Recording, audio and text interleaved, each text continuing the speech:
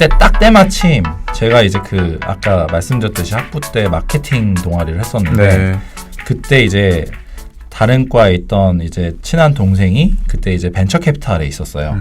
이제 K큐브 벤처 지금 카카오 인베스트먼트 건데 거기서 이제 투자를 한 회사가 있다. 근데 거기 대표님이 의사인데 의사를 또 구한다. 라고 얘기를 해주셨고 저는 그래서 그때 이제 그럼 나 만나보겠다. 나 어차피 1년 쉬어야 된다. 그때 뭐 어디 병원 봉지기로 해서 돈을 벌던가 아니면 뭐 어차피 쉬는 건데 그래서 뭐 그럼 부담 없이 갔었죠. 그래서 네. 그때 뵀었던 분이 이제 그 헬스웨이브 지금은 헬스브리즈라는 회사의 정희두 대표님이셨고요. 네. 서울대 출신이시죠? 예, 맞습니다. 이분 외과 일반외과 네. 전공하셨고 정희두 대표님께서 만나 뵀는데 그때 딱 때마침 그 헬스 브리즈에서 하고 싶었던 게 이제 그 전에 있던 그 서비스 자체가 그냥 EMR에 이제 그냥 인테그레이션 하는 서비스였어요. 근데 이거를 독자적인 어플리케이션, 모바일 어플리케이션을 만들고 싶어 하시더라고요. 환자 교육 콘텐츠죠? 네, 맞습니다. 환자 교육 콘텐츠. 헬스웨이브를 모르시는 분도 계실 테니까 네. 원래 어떤 일을 하던 회사인지 조금 설명해 주시면. 네. 헬스웨이브라는 회사는 이제 상당히 제가 언제 창업했는지는 기억이 정확하게 안 나는데 그 2000년대 한 중반쯤에 창업이 된 회사고 아, 그렇게 일찍 하셨군요. 네네네. 네. 그래갖고 상당히 좀 오래됐고요. 업력이 그 이제 정희두 대표님께서 일반외과 전문의이심에도 불구하고 그림 실력이 되게 뛰어나셨어요. 애니메이터. 예, 맞습니다. 애니메이터시고 의사 신문 같은데 이제 막 그림도 기고하시고 이러셨다가 이제 본인께서 환자 설명 이제 외과 의사의 되게 메인 잡 중에 하나가 사실 수술만큼 많이 하는 게 동의서 받는 거거든요. 아, 내일 이 수술을 받으실 거고 이 수술은 이런 위험이 있고 이렇게 되고 이런 과정을 통해서 이렇게 합니다. 그럼 이거 다 동의하십니까? 그럼 이렇게 하고 그런 거를 뭐 전신마취하면 전신마취하는 것도 동의를 받고 그 모든 의료 절차들이 사실 베네핏에 대비한 리스크들이 있으니까 그 리스크를 충분히 고지하고 저희가 동의를 받아야 되는 의무가 있는데 이거를 매일 반복하시는 거예요. 뭐 예를 들면은 뭐 예를 들면 쉽게 보면은 무슨 뭐 위 파트에서 위암 수술을 한다. 그럼 위암 똑같은 거 계속 하니까 이거를 그렇다고 똑같은 걸 한다고 내가 딜리버하는 그 컨텐츠가 다 일정하면 좋은데 그게 아니잖아요. 워낙 스케줄들이 타이트하다 보니까 그런 것들이 일정하게 안 가는 걸 느끼고 이걸 어떻게 하면 일정하게 줄 수 있을까? 그 다음에 환자의 교육 정도와 상관없이 그런 걸 다 잘 주지시킬 수 있을까? 이런 생각을 하시다가 이거를 애니메이션으로 만들어서 주면 어떨까라는 생각을 하셨었고 그래서 그런 처음에는 동의서를 애니메이션으로 만들어서 그걸 충분히 환자들이 보고 그 내용을 이제 다 이해를 한 다음에 사인을 할 수 있게 하는 식의 그런 환자 교육용 애니메이션 컨텐츠를 제작하는 회사였다가 그게 컨텐츠 양이 이제 전 의료 영역을 커버하게 되셨어요. 그래갖고 한 거의 6, 7천 개를 만드셨는데 그러다 보니까 이제 그런 환자 교육용 플랫폼으로 올라서시게 되셨죠. 그러니까 첫 번째 비즈니스 모델은 이제 대형 병원의 그 EMR 시스템에 그 저희 그 헬스웨이브의 서버를 붙이셔갖고 의사가 거기서 이제 헬스웨이브 창을 열면 의무 기록을 기록하다가 헬스웨이브 창을 열면 환자의 핸드폰 번호를 입력을 하고 내가 원하는 컨텐츠들을 그 쪽으로 보낼 수 있었고 그럼 그 환자는 숏 URL을 받아서 그걸 이제 온라인상에서 볼 수 있는 형태의 그런 서비스를 처음에 하셨었고요. 이제 그러다 보니까 이제 대형 병원이라든가 아니면 병원마다 다 이런 인테그레이션 작업을 해야 되다 보니까 이게 상당히 스케일업을 하는데 한계가 있었었죠. 그래서 그거를 모바일 어플리케이션으로 스탠드얼론으로 만들면 어떨까라는 생각을 하고 계셨었고 근데 이제 제가 그 말씀드렸듯이 공보위 때 그런 모바일 어플리케이션 기획만 하다가 제대로 못 만들어 봤던 사람이니까 그럼 기획은 저 많이 해봤어요 라고 말씀드렸었고 그래서 이제 그 회사에 가서 그걸 기획을 하겠다라고 말씀드리면서 들어가게 됐죠. 그게 원래 예를 들면 난 그러니까 1년 뒤에 다시 전공의 지원을 하시겠다고 생각을 하시고 템포러리한 걸로 들어가신 건가요? 아니면 이제 나는 그냥 스타트업 업계로 넘어가야겠다 하고 가신 거예요? 사실 그 생각을 뭐 두 가지 생각을 다 안 하고 갔어요. 그냥 그때는 일단 해보자. 네, 해보자. 왜냐면 다행히 뭐 인턴이나 레지던트가 한국에서는 돈을 많이 못 받거든요. 뭐 외국에서도 똑같겠지만 그래서 그 비용은 충분히 이제 그 헬스웨이브에서 커버를 해주실 수 있었었고 저도 그냥 그러다 보니까 그거 받고서 이제 갈 수 있다고 생각을 했고 사실 그때까지만 해도 뭐 1년 뒤에 꼭 뭐 정신과 다시 하고 싶다라는 생각 막 강렬하게 하고 있었던 건 아닌 것 같아요. 예. 뭐 그랬어서 그냥 우선 가서 재밌게 해보자 이 생각이 더 컸던 것 같습니다. 예. 그러다 헬스웨이브에 있다가 그 와이브레인이라는 회사로 넘어가셨잖아요. 네네. 그것도 뭐 계기가 있었던 거예요? 헬스웨이브에서 이제 제가 그 모바일 어플리케이션을 그 말씀드렸던 대로 이제 프로덕트 매니저로서 진행을 했었어요. 그래서 정의도 대표님께서 감사하게 이제 총괄을 주셔서 그때 제가 이제 개발자 2분을 모시고 이걸 제가 다 기획은 다 제가 하고 그 다음에 개발하시는 거 이제 체크하고 그 다음에 어떤 식으로 이제 뭐 수익 모델 붙일지 이런 걸 하면서 저도 이제 어플리케이션에 대해서 쭉 해서 그래서 제가 3월에 입사해서 한 9월쯤에 런치를 했던 것 같아요. 굉장히 예, 정말 그때 되게 좋은 프로그래머 분이 한 분 계셨었어요. 지금은 이제 무슨 다른 회사로 가셨는데 그분이랑 제가 다행히 합이 좀 되게 잘 맞았었어요. 이게 되게 중요하더라고요. 네. 기획자와 프로그래머가 좀 잘 맞으면 흔히 말해서 뭐 티키타카 하듯이 주고받고 하면서 되게 린하게 막 갈아엎는 게 되게 어렵거든요. 네. 왜냐면 제가 기획을 사실 잘 하는 게 아니고 그 다음에 그런 거에 대해서 잘못 가이드를 내면은 프로그래머들은 이제 그런 거를 했다가 결과물들이 마음에 안 들면 다시 엎어야 되면 다 본인이 안아야 되니까 그런 게 사실 되게 부담으로 작용이 되는데 그럼에도 불구하고 그런 거 되게 잘해주셨고 그래서 되게 빠르게 나왔어요. 그래서 그걸 가지고서 이제 저희가 이렇게 어떻게 보면 그런 걸 이제 디스트리뷰션 퍼뜨려야 되는 그런 것들을 하면서 이제 해외 같은 데도 나가보기도 했었었고 해외 전시회나 이런데 그러면서 이제 뭐 여러 가지를 했었는데 거기서 조금 저는 개인적으로는 욕심이 더 있었던 것 같아요. 왜냐면 이제 첫 벤처 회사를 다니면 그런 욕심들이 다 있어요. 왜냐면 이제 벤처 회사를 처음 다닐 때 대부분의 사람들이 직원으로 다닌다기보다 되게 커미먼트나 오너십을 높게 갖고 다니다 보니까 저는 이 회사를 좀 더 잘 갈 수 있을 것 같은데라는 생각을 저는 하고 근데 이제 정 대표님 입장에서는 이제 대표님께서 책임지셔야 되는 영역이 이것만은 아니거든요. 뭐 회사의 기본적인 여러 가지 시스템들과 내가 갖고 있는 그런 것들이 있으니까 그런 것들이 사실 좀 부딪혔던 것 같아요. 그래서 저는 어떻게 보면 헬스웨이브에는 더 오래 있을 수는 없겠다라는 생각을 개인적으로 했었었고 왜냐면 욕심도 있었었고 약간 좀 더 전략이나 전체적인 비즈니스를 보고 싶었던 생각도 있어서 근데 이제 그 파트에서 이제 거기까지 가는 거는 뭐 좀 쉽지 않겠다라는 생각을 했었었고 그건 가치관의 차이인 것 같아요. 제 생각에는. 그래서 그런 상황에서 사실 병원으로 돌아올까 고민을 하던 찰나에 이제 제가 말씀드렸듯이 정신과에서 이제 잘 알고 계셨는데 그 정신과 교수님 중에 제가 정신과에도 관심 있고 얘가 정신과가 잘 안 돼서 벤처를 갔다는 걸 알고 계신 분께서 저한테 연락이 오시더니 내가 정신과 관련된 벤처 회사에서 임상시험을 하는데 여기서 때마침 의사가 필요한 것 같다. 여기 가보지 않겠냐. 어차피 뭐 와서 레지던트 하는 것도 의미가 있겠지만 여기 가는 거 어떠냐라고 했는데 제가 그때도 큰 생각 없이 이제 그 다음 회사 와이브레인을 갔었죠. 근데 와이브레인이라는 회사를 갔었는데 이제 사실 아까 말씀드렸듯이 헬스웨이브는 업력이 되게 오래된 회사였어요.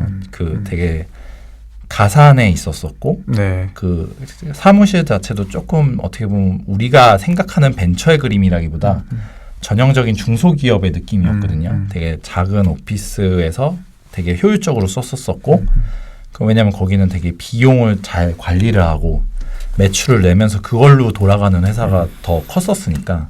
근데 이제 벤처로 오니까 또 전혀 반대. 그때 이제 와이브레인이 시리즈 A를 막 받았을 때였는데 그러다 보니까 되게 좋은 오피스에서 일을 하시고 계시더라고요. 그래갖고 이거 뭐지? 이러면서 내가 알던 벤처와는 다른데? 이러면서 저는 그러면서 이제 얘기를 들어보니까 제가 이제 헬스웨이브 때 이제 그 어떻게 보면 그런 가치관이나 방향성이 달라서 나온 것도 있지만 반대로 제가 이제 그런 프로덕트 매니저로서만 가기에는 한계가 너무 명확해서 그런 고민도 많았었는데 Ybrain에서의 잡은 이제 거기 임상 시험을 총괄을 하고 인허가를 총괄을 하는 그런 메인 네. 잡이 있더라고요. 네. 그래갖고 그거는 사실 의사의 전문성이 훨씬 더 도움이 될 수 있겠다라고 생각을 많이 했었었고 네. 자, 그래서 여기 네. 보면 이제 또 Ybrain으로 넘어가야 되는데 네. 그 이제 Ybrain도 모르시는 분이 계실 수 있으니까 네네. 사실 그 오늘 정신과 지망이었다는 걸 제가 처음 알았는데 네. 처음 알았어요. 그러니까 이제 Ybrain의 이 네. 이해가 가는 맥락이 거죠. 맞는 것 같은데요. 네. 이렇게 Ybrain은 이제 어떤 회사인지 한번 설명을 또 해주시면 좋겠습니다. 네.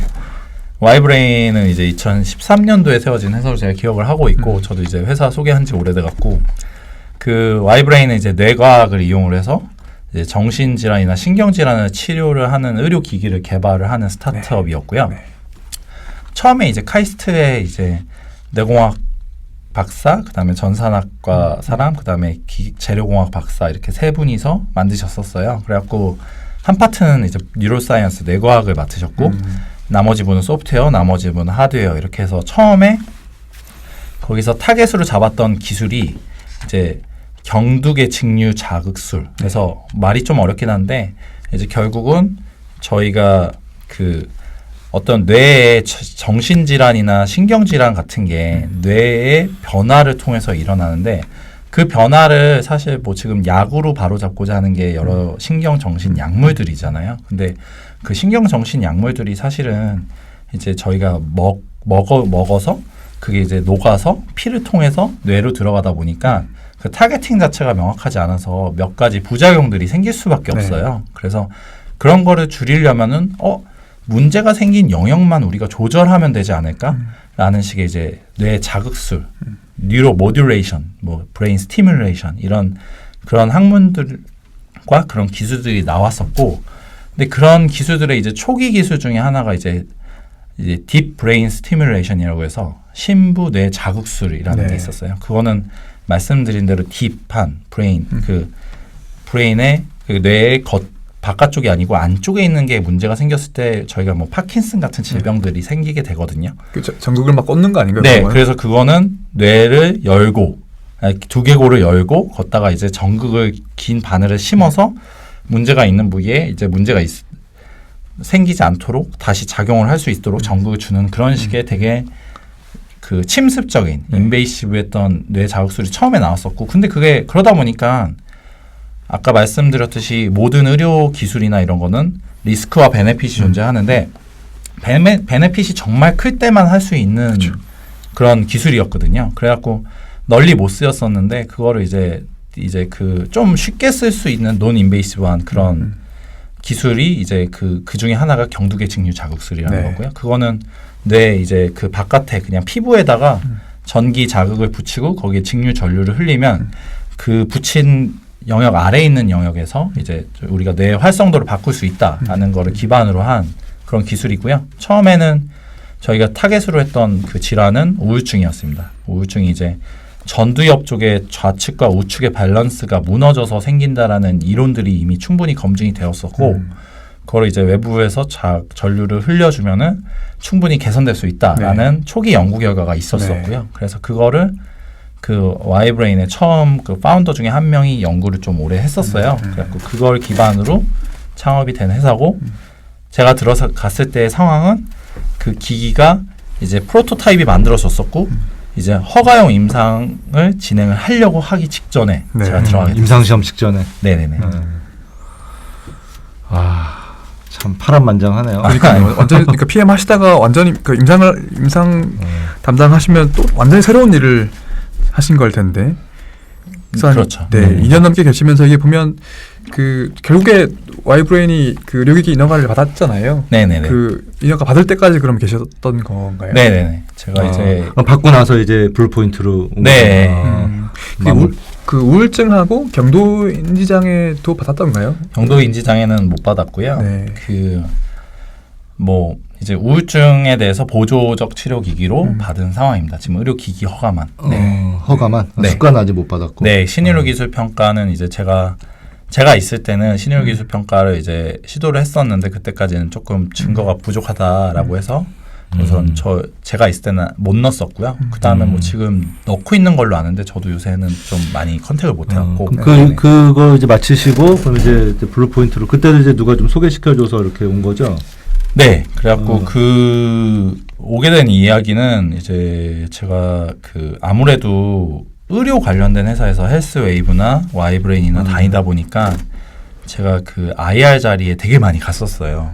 그래서 그 저희가 투자를 받으려고 가면은 이제 제가 가서 제 파트를 설명을 하고 그랬었는데 그때 맨날 뭐 예를 들어 헬스웨이브에 있을 때 대표님께서 몇 날 몇 시까지 테헤란로 무슨 빌딩 앞으로 오세요. 뭐 무슨 뭐 아무개 투자 인베스트먼트에 갈 거예요. 이렇게 하셨어요. 그러면 인베스트먼트라니까 우선 정장 입고 가서 갔더니 양복을 입은 사람들이 쫙 그때만 해도 뭐 상당히 지금보다는 조금 더 타이트했던 분위기였던 것 같은데 양복 입은 분들이 한 10분들이 계시고 그분들이 막 명함을 주는데 다 회계사 거의 80%가 회계사셨어요. 그래갖고 그럼 받으면 이만큼 받고 그 앞에서 막 저희가 이제 얘기하면은 뭐 이런저런 질문하시고 그 다음에 이제 저희가 돌아오면은 그때 이제 막 그쪽에서 질문거리가 날라와요. 그럼 그걸 이제 보완하기 위해서 막 보완 자료를 만들어서 보내주고 이러다가 결국 투자 안 됐다 이렇게 되는 게 되게 많았었거든요. 일상이죠. 일상. 네, 그러다가 이제 투자 받았던 적도 있고 이런데 하여튼 그러다 보니까 벤처 캐피탈이란 걸 알게 됐고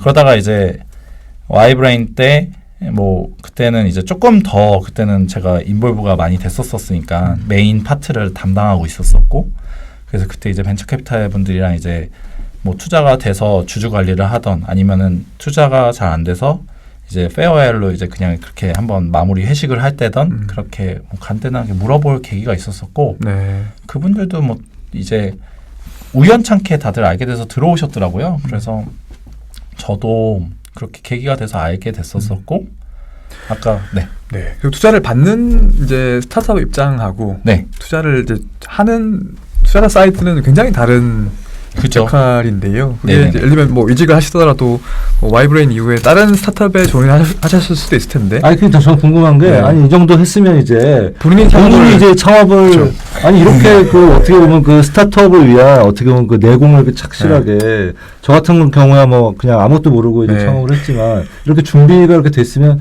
이제 본인이 좀 창업을 해보고 싶다 이런 생각을 해보신 적 없어요? 이제 의사시고 PM도 해보시고 뭐 인허가도 해보시고 하시면 다 할 줄 아시는 이렇게 해본 사람이 별로 없거든요.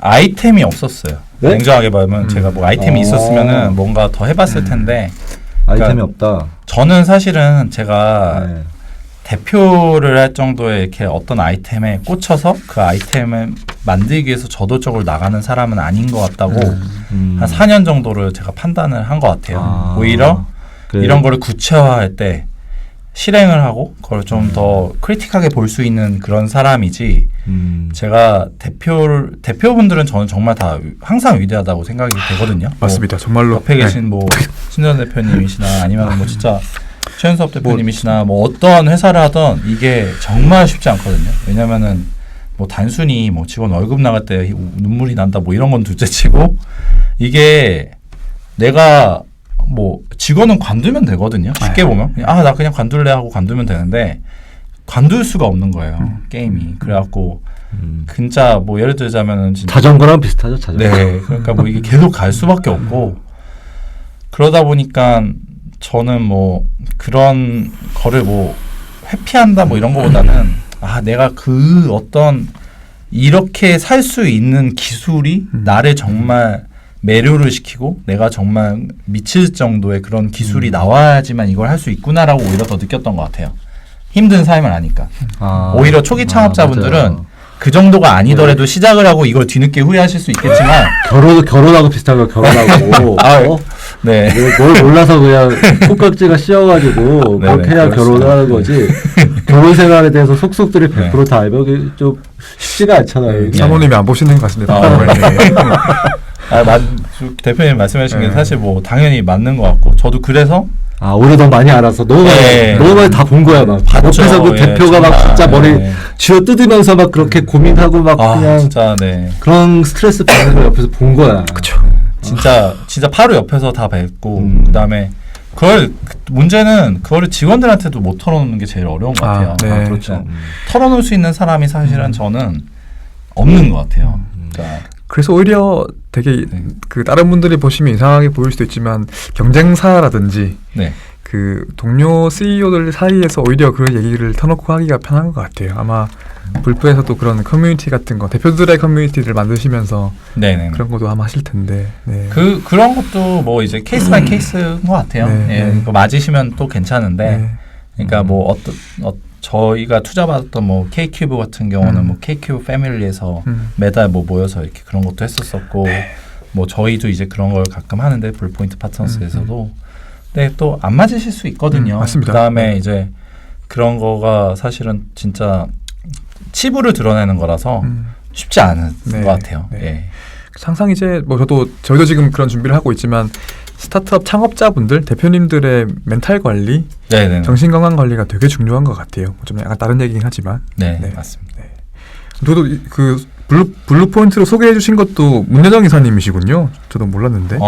이제 그래서 제가 이제 벤처캐피탈 사실 제가 아까 신재원 대표님 말씀해 주신 것처럼 와이브레인에서 이제 의료기기 허가를 받았어요. 받으니까 제가 그때 이제 와이브레인이 뭐 벤처 회사다 보니까 넥스트 프로덕트를 만들기가 쉽지가 않았었고, 그 받았던 거로 이제 승부를 봐야 되니까 이제 세일즈 마케팅을 좀 강하게 푸시를 하던 상황이었었고, 그래서 제가 사실 세일즈 마케팅에 대한 지원을 하던가 아니면 다른 커리어에 대한 고민을 하던가 딱 그 시점이 왔었던 것 같고요. 근데 이제 그때 좀 다른 커리어를 해보고 싶다라는 생각도 있었었고, 그때 이제 투자 사이드가 이제 뭐 막 그때 이제 문여정 이사님이나 이제 한국투자 파트너스 이영규 이사님이나 네, 이런 분들이 네. 들어오신 지 한 6개월 정도 되셨을 때였던 것 같은데 6, 7개월. 네. 그때 이제 막 성장하시는 걸 보니까 그리고 그러다 보니까 나도 뭐 한번 그쪽으로 가봐도 괜찮겠다라는 생각을 했었었고요. 그래서 이제 문여정 이사님하고는 뭐 그전에 친분이 되게 많았던 건 아니에요. 뭐 학교 선배님이시긴 한데 저 이제 학번차가 좀 나서 같이 뭐 일을 했던 건 없었었고, 그 다음에 그 문 이사님이 이제 그 벤처 투자를 하시기 전에 처음에 좀 어떤 창업 아이템이 있으셨었거든요. 네. 아마 기억 뭐 나실 저도- 수도 있는데, 저 들었어요. 예, 그런 거 이제 예전에 진짜 옛날인데. 그거를 묻고 다니실 때 이제 저한테도 오셨어요. 아. 이제 제가 이제 학교 후배인데 의료 기기를 또 하고 있으니까 네. 네. 그런 거에 대해서 이제 안다고 이제 생각하고 오셔서 제가 그때 그때 조언도 그때 그렇게 말씀드렸던 것 같아요. 이거 직접 하시는 건 정말 쉽지 않다. 그래서 그 아이템 같은 경우는 제가 보기에 하드웨어 잘하는 분이나 이렇게 하시는 게 맞겠다 이렇게 말씀드렸었는데, 그러다 보니까 이제 그때 뵙고 그 다음에 이제 그 문 이사님이 들어오셔서 몇 번 더 뵀었었고, 그래서 이제 문 이사님한테 이제 제가 여쭤봤었죠. 그랬더니 이제 뭐 처음에 제안을 딱 주셨던 게 이제 제가 했던 경험이 이제 뭐 처음에 초기 팀을 만들어서 뭐 그런 뭐 강성지 대표랑 그런 식도 해봤고 시리즈 A, B 정도의 활동들을 해봤었으니까 그런 걸 요새 하는 투자 회사들이 생겼다. 네. 그게 엑셀러레이터다. 라고 해서 이제 블루포인트 파트너스를 추천을 해주셨고요. 그래서 사실은 좀 여러 군데 만났어야 되는 게 사실 정석인 것 같아요. 이직을 할 때는 그게 정답인데 그냥 어차피 추천해 주셨으니까 만나 뵈야지라고 해서 이제 저희 블루포인트 파트너스 이용관 대표님을 소개를 해주셨고, 이용관 대표님이 되게 감사하게 제가 그때 키메스에서 저희 와이브레인 전시할 때였거든요. 근데 그때 코엑스까지 와주셨어요. 토요일 날인가. 네. 그래갖고 그때 와서 얘기를 딱 해주셨는데 되게 뭐 기본적으로 워낙 이용관 대표님 워낙 훌륭하시고 제가 봤던 인상도 너무 좋게 받아서, 그리고 이제 대표님께서 블루포인트 파트너스가 이런 회사인데 헬스케어 투자했던 포트폴리오 중에 바이오 헬스케어 쪽이 상당히 빠르게 성장을 하고 있고 이쪽을 더 강화하고 싶다. 그래서 이쪽 팀 한번 해볼 생각 있냐라고 말씀을 주셔서 저도 뭐 그냥 생각 없이 예, 저도 좋을 것 같습니다 하고 들어가게 된 것 같아요. 네. 네. 그러셨군요. 네. 하여튼 문 여장 이사님도 한번 저희가 모시려고 하는데 네. 뭐 이렇게 여건이 잘 안 맞아가지고 혹시 방송 보시고 계실지 모르겠지만 네. 언젠가 한번은 저희가 보시겠습니다. 네.